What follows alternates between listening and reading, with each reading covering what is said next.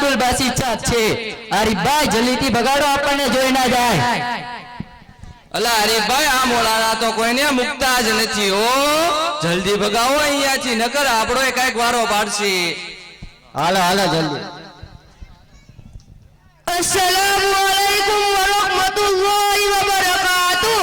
वालेकुम अस्सलाम व रहमतुल्लाहि व बरकातुह। मौलवी साहब खैरियत छे हेलो चाय भाई पाई दो बस बारकल्लाह। अरे भाई रात को इतना मोड़ा कहाँ जाते हो और वो भी पिया को लेकर? मौलवी साहब एकला एकला घेर गमता नहीं है इसलिए दोस्तों के साथ मोबाइल देखने जा रहा हूँ। अरे भाई ईशा के बाद जल्दी सो जाना चाहिए। मौलवी साहब मॉडर्न जमाना है अखी अखी रात मोबाइल देखे अगर ऊँग नहीं आती है कोई ताइज बाइज दो। अरे भाई मोबाइल में क्या क्या देखते हो? मौलवी साहब खोटा बोलना गुनाह है इसलिए साचा साचा बताता हूँ। मैं मोबाइल में गेम रमता हूँ मैच जोता हूँ साउथ के धमाकेदार पिक्चर जोता हूँ और इंस्टा पे तो रोजाना 500 से ज्यादा रील्स जोता हूँ वरना ऊँग नहीं आते कोई ताइज बाइज दो।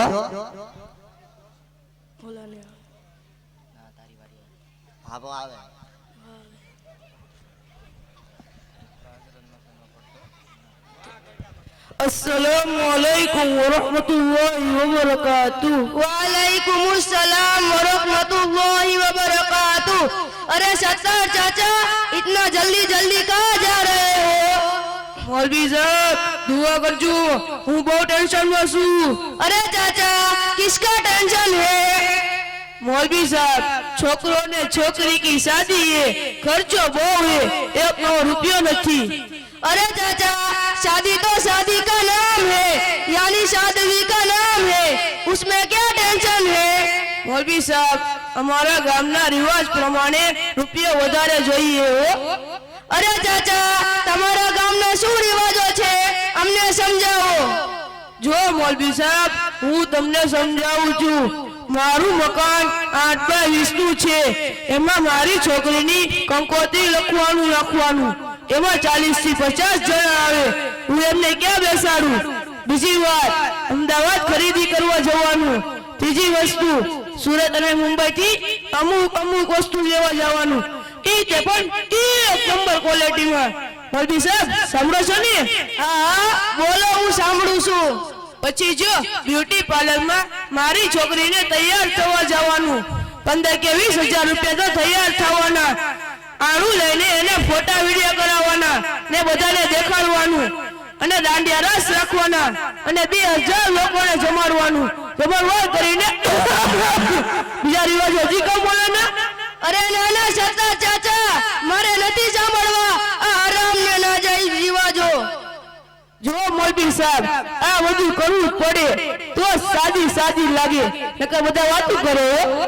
देखो सत्ता चाचा और आरिफ भाई और मेरे दीनी भाइयों बहनों सुनो शरीयत में और हमारे आका नबी करीम सल्लल्लाहु अलैहि वसल्लम ने निकाह को बहुत आसान बताया है। हदीस में आप सल्लल्लाहु अलैहि वसल्लम ने फरमाया बड़ा बाबरकत वाला वो निकाह जिसमें खर्च कम हो। दूसरी चीज निकाह में सिर्फ 6 चीजें हैं जिनमें से 2 चीजें फर्ज है। नंबर 1 इजाब कबूल, नंबर 2 गवाह। 1 चीज वाजिब है मेहर देना। 3 चीजें सुन्नत है।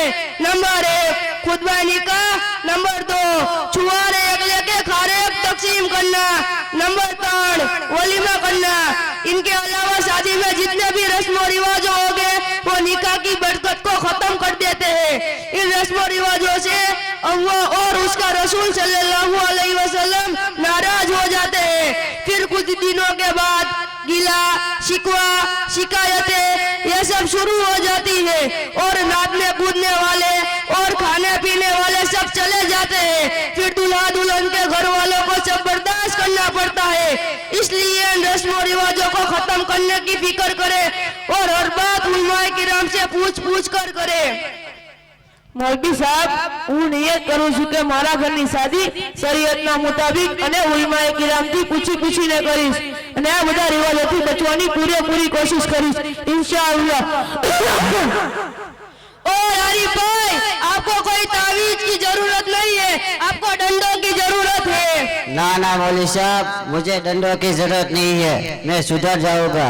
आरिफ भाई, ईशा की नमाज के बाद इधर उधर घूमने की और मोबाइल की आदत को छोड़कर बीवी बच्चों को वक्त दे।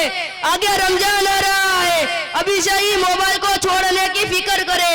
ये रमजान अमलों के साथ गुजारने की फिक्र करे।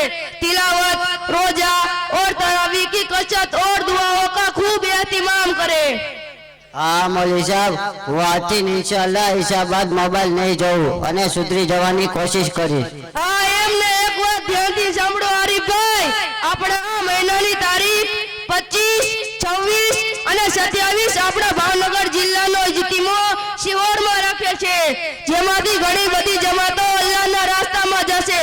તમે પણ તમારું અને તમારા આ દોસ્તનું નામ 4 મહિનામાં લખાવી નાખો, ઇન્શાઅલ્લાહ બહુ ફાયદો થશે। हाँ हाँ मौलवी साहब, आलियो हमारी वसूली, અમે તૈયાર છીએ। માશાઅલ્લાહ, અલ્લાહ કબૂલ ફરમાવે। લઈ લો આપની વસૂલી અને નામ લખી નાખો।